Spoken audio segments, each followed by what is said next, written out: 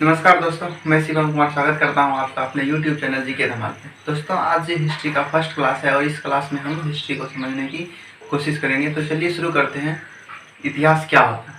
तो सबसे पहले हम लोग ये समझते हैं कि इतिहास किसे कहते हैं। तो इतिहास की एक सिंपल सी डिफिनेशन है कि अतीत के अध्ययन को ही हम लोग क्या कहते हैं? इतिहास कहते हैं। अगर आपसे कोई पूछे कि इतिहास किसे कहा जाता है तो क्या बोलेंगे कि अतीत के अध्ययन को ही हम लोग क्या कहते हैं? इतिहास कहते हैं। अतीत के अध्ययन को क्या कहा जाता है? इतिहास कहा जाता है। अब देखिए, इतिहास के पिता कौन है, इसमें बहुत से स्टूडेंट को कंफ्यूजन होता है। बहुत से स्टूडेंट एग्जाम में जाते हैं और इरेटोस्थनीज को मार करके चला। तो हम इस तरह का गलती आज के बाद नहीं करेंगे। देखिए, इतिहास के जो पिता हैं वो है हेरोडोटस। हेरोडोटस कौन है? हेरोडोटस। इतिहास के पिता कौन है? हेरोडोटस। तो आप इस प्रकार से याद रखिए कि एच से हिस्ट्री और एच से हेरोडोटस। तो इतिहास के पिता कौन है? हेरोडोटस। और इतिहास किसे कहते हैं? तो अतीत के अध्ययन को ही हम लोग क्या कहते हैं? इतिहास कहते हैं। अब देखिए, इतिहास जो है, हिस्ट्री जो है, इसे 3 पार्ट्स में डिवाइड किया गया है। पहले को हम लोग कहते हैं प्राक ऐतिहासिक, दूसरे को अर्ध ऐतिहासिक और तीसरे को ऐतिहासिक। तो बारी बारी से हम लोग समझेंगे कि प्राग ऐतिहासिक क्या होता है, अर्ध ऐतिहासिक क्या होता है और ऐतिहासिक क्या होता है। देखिए, प्राग ऐतिहासिक जो है, यह इतिहास का वह कालखंड था जिस काल में मानव लिखना नहीं जानते थे। उसे हम लोग क्या कहते थे? प्राग ऐतिहासिक कहते थे। जिस काल में मानव लिखना नहीं जानते थे उसको हम क्या कहते थे? प्राग ऐतिहासिक कहते थे। इसके अंतर्गत हम लोग पाषाण काल को देखते हैं। देखिए, प्राग ऐतिहासिक काल का जो साक्ष्य मिला है, ये पुरातात्विक साक्ष्यों के आधार पर मिला है। हालांकि पुरातात्विक साक्ष्य तो सभी काल में मिला है, अर्ध ऐतिहासिक काल और ऐतिहासिक काल में भी मिला है, लेकिन प्राग ऐतिहासिक काल की अगर हम बात करें तो इतिहास का वह कालखंड था जिस काल में मानव ना ही कुछ लिखना और ना ही कुछ पढ़ना जानते थे। अब हम समझते हैं अर्ध ऐतिहासिक काल क्या होता है। देखिए, अर्ध ऐतिहासिक काल जो है, इस काल में मानव के द्वारा लिखा तो गया, लेकिन क्या लिखा गया उसे आज तक पढ़ा नहीं गया है। वैसे कालखंड को हम लोग क्या कहते हैं? अर्ध ऐतिहासिक काल कहते हैं। तो हमने यहाँ पे लिख दिया है कि लिखा तो गया है लेकिन पढ़ा नहीं गया है। तो कहने का मतलब है कि इतिहास का वह कालखंड जिस काल में मानव के द्वारा लिखा तो गया लेकिन उसे पढ़ा नहीं गया, वैसे काल को हम लोग क्या कहते हैं? अर्ध ऐतिहासिक काल कहते हैं। इसके अंतर्गत हम लोग सिंधु घाटी सभ्यता को देखेंगे। आज समझते हैं ऐतिहासिक काल क्या होता है। देखिए, ऐतिहासिक काल जो था, यह इतिहास का वह कालखंड था जिस काल में मानव के द्वारा लिखा भी गया है और पढ़ा भी गया है। इसके अंतर्गत हम लोग प्राचीन इतिहास को पढ़ते हैं, मध्यकालीन इतिहास को पढ़ते हैं और आधुनिक इतिहास को पढ़ते हैं। तो आप ऊपर समझ गए होंगे कि ये सब क्या होते हैं? प्रागैतिहासिक काल, अर्ध ऐतिहासिक काल और ऐतिहासिक काल। तो सबसे पहले हम इसे खत्म कर देते हैं, उसके बाद हम आगे बढ़ेंगे। तो चलिए इसमें जाते हैं। अब देखिए, पाषाण काल जो है, पाषाण काल को भी 4 पार्ट्स में डिवाइड किया गया है। पूरा पाषाण काल, मध्य पाषाण काल, नव पाषाण काल और ताम्र पाषाण काल। कितने भागों में बांटा गया है? 4 भागों में। पूरा पाषाण काल, मध्य पाषाण काल, नव पाषाण काल और ताम्र पाषाण काल। तो आप बारी बारी से समझते हैं कि पूरा पाषाण काल क्या होता है। देखिए, मानव सबसे पहले जो आए थे वो अफ्रीका में आए थे। तो क्वेश्चन पूछा जाता है कि मानव जाति का पालना किसे कहा जाता है? तो किसे कहेंगे? अफ्रीका को। अगर आपसे पूछ ले कि सभ्यताओं का पालना कहाँ से शुरू हुआ था, तो वो हो जाएगा आपका एशिया। और मानव जाति का पालना की पूछेगा तब अफ्रीका। देखिए, अगर मानव ने कहीं सबसे ज्यादा अपना जीवन बिताया था तो वो यही था, पूरा पाषाण काल। सबसे अधिक जीवन मानव ने यहीं पे बिताया था और सबसे लंबा कालखंड यही था। पूरा पाषाण काल जो था, इस काल के जो मानव होते थे वो खाना बदोश होते थे, यानी खाद्य संग्राहक होते थे। ये खाना को क्या करते थे? संग्रह करते थे। अभी के समय में क्या करते हैं हम लोग? धन को संग्रह करते हैं। ठीक उसी प्रकार पहले के समय के जो मानव थे वो क्या करते थे? क्या होते थे? खाना बदोश होते थे, यानी खाद्य संग्राहक होते थे। उस काल के जो मानव थे वो आखेट होते थे। आखेट मतलब होता है शिकार। क्या होता है? शिकार, यानी शिकार करके अपने जीवन को क्या करते थे? व्यतीत करते थे। इस काल में मानव की सबसे बड़ी जो उपलब्धि थी वो ये थी कि इस काल में मानव ने आग की खोज कर लिया था। और पूरा पाषाण काल के जो हथियार होते थे वो बड़े होते थे। क्या होते थे? पूरा पाषाण काल के हथियार बड़े होते थे।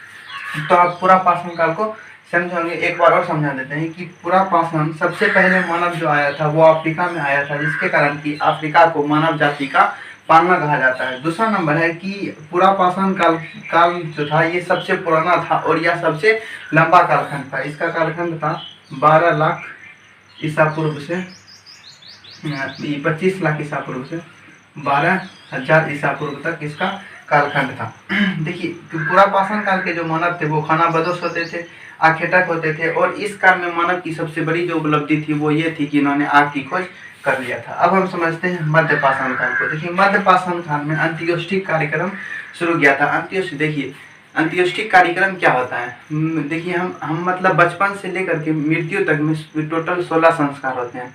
जनेऊ जो पहनते हैं वो भी एक संस्कार है, मुंडन जो होता है वो भी एक संस्कार है। तो ठीक उसी प्रकार जब आदमी का अंतिम संस्कार किया जाता है उसी को हम लोग कहते हैं अंत्योष्ठिक कार्यक्रम। तो मध्य पाषाण काल में अंत्योष्ठिक कार्यक्रम शुरू हुआ था। और इस काल के जो हथियार होते थे वो छोटे होते थे।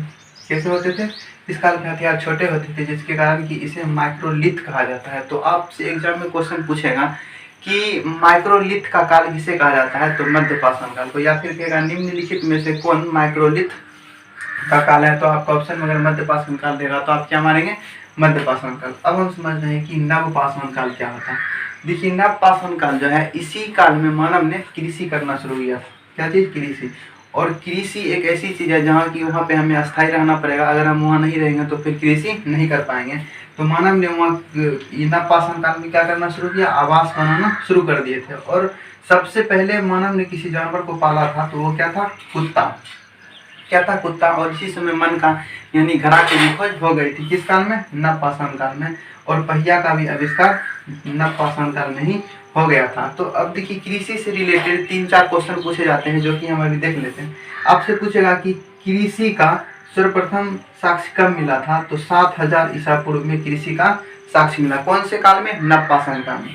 अब देखिए जगह का नाम पूछेगा कहाँ, तो पाकिस्तान में एक जगह का नाम आता है जिसे कि हम लोग कहते हैं मेहरगढ़। और मेहरगढ़ जो है ये सुलेमान और किरथर पहाड़ी के बीच है। कौन से पहाड़ी के बीच? सुलेमान और किरथर पहाड़ी के बीच मेहरगढ़ स्थित है। और आपसे ये भी पूछेगा कि सबसे पहले किस अन्न की खेती की गई थी, तो गेहूं और जौ की। कौन सी? गेहूं और जौ की खेती नव पाषाण काल में किया गया था। अब देख लेते हैं थोड़ा सा ताम्र पाषाण काल को। देखिए ताम्र पाषाण काल जो है यह पाषाण काल का लास्ट मतलब काल था। इसी काल में तांबे की खोज हुई, जिसके कारण की औद्योगिकीकरण में बहुत ज्यादा वृद्धि हुई, जो कि हमें सिंधु घाटी सभ्यता में देखने को मिलता है।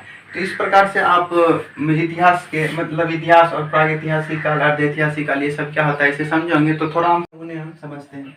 तो देखिए जम्मू कश्मीर में एक जगह का नाम है जिसका नाम है बुज्रहोम। बुज्रहोम से गर्त आवास का साक्ष्य मिला। इसका गर्त आवास का साक्ष्य मिला है। तो गर्त आवास क्या होता था? देखिए पहले के जमाने में तो घर नहीं थे, तो आदि मानव जो होते थे वो जमीन के अंदर ही गड्ढा खोद देते थे और ठंड से बचने के लिए उसी के अंदर रहते थे, जिसके कारण की हवाएं ऊपर ऊपर ही चली जाती थी और वो अंदर में सुरक्षित रहते थे। और जब कभी वो सब मर जाते थे या फिर कोई जानवर मर जाता था, जैसे कुत्ता पालते थे, तो दोनों को एक ही साथ दफना दिया जाता था। तो यहाँ आदमी के साथ साथ जानवर को भी दफनाने का साक्ष्य मिला है। कहाँ से? जम्मू कश्मीर के बुर्जहोम से। एक मद्रास में एक जगह है जिसका नाम है पल्लव रन।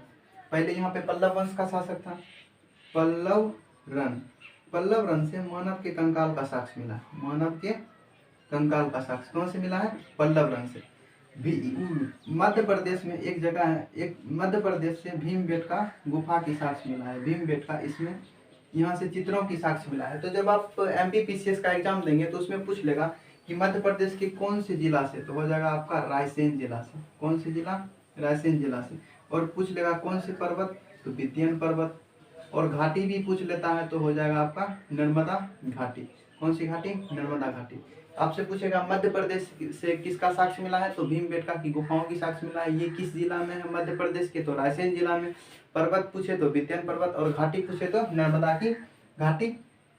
ठीक इसी नर्मदा की घाटी हो जाएगा। ठीक इसी प्रकार बिहार में भी बिहार के चिरांद से एक साक्ष्य मिला है। अब पूछ दे बिहार की चिरांद कौन से में स्थित है? छपरा के सराय में स्थित।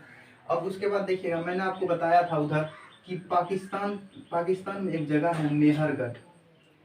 यहाँ से किसका साक्ष्य मिला है? कृषि का साक्ष्य मिला है। कब? तो 7000 ईसा पूर्व पहले मिला था। और सबसे पहले ने मानव कौन सी किसका कृषि करना शुरू किया था? तो गेहूं और जौ का। ये कहाँ स्थित है? मेहरगढ़ में। मेहरगढ़ कहाँ है? सुलेमान और किरथर पहाड़ियों के बीच स्थित है। एक उत्तर प्रदेश के कोल्डीहवा उत्तर प्रदेश के कोल्डीहवा से चावल का साक्ष्य मिला है। क्या चीज का? चावल का साक्ष्य। कहाँ से? उत्तर प्रदेश के कोल्डीहवा से चावल का साक्ष्य मिला है। तो ये कुछ मुख्य बातें थी जो कि मैंने आपको बताया। हम मिलते हैं अब नेक्स्ट वीडियो।